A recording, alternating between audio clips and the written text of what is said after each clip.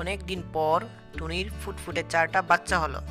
টুনি তার বাচ্চাদের নিয়ে বেশ সুখেই দিন কাটাচ্ছিল। বাচ্চারা, আমি গেলাম খাবারের খোঁজে। আমি না আসা পর্যন্ত তোমরা দরজা খুলবে না। আমাদের অনেক শত্রু আছে। আমি এসে দরজায় যখন ডাক দিব এবং একটি গোপন নাম্বার বলবো, এই নাম্বার শুনলে তোমরা দরজা খুলবে। নাম্বারটি হলো 1 2 3 4। আচ্ছা, ঠিক আছে মা।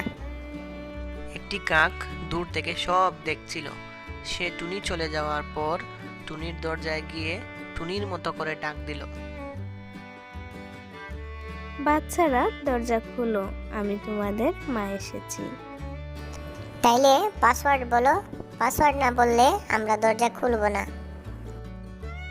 পরে কাক চলে গেল আর দূরে বসে টুনির জন্য অপেক্ষা করতে লাগলো। দেখবে টুনি কি বলে। সন্ধ্যায় টুনি বাসায় এলো। বাচ্চারা, দরজা খুলো, আমি তোমাদের মা এসেছি। তাইলে পাসওয়ার্ড বলো। পাসওয়ার্ড না বললে আমরা দরজা খুলবো না। 1 2 3 4। কাক দূর থেকে সব শুনছিল। পরদিন টুনি যখন খাবারের খুঁজে বের হলো, ঠিক তখনই কাক এসে হাজির। এসে সে টুনির মতো করে বাচ্চাদের ডাক দিল। বাচ্চারা, দরজা খুলো, আমি তোমাদের মা এসেছি। তাইলে পাসওয়ার্ড বলো। 1 2 3 4।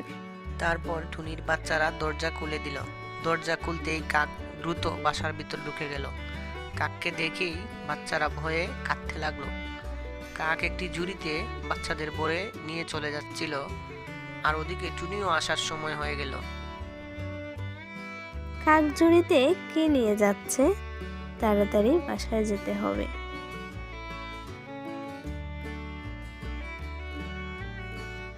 টুনি বাসায় ফিরে দেখলো একটি বাচ্চাও বাসায় নেই। টুনি বুঝতে পারলো কাক তার বাচ্চাদের নিয়ে চলে গেছে। টুনি তার মনের দুঃখে কাঁদতে লাগলো।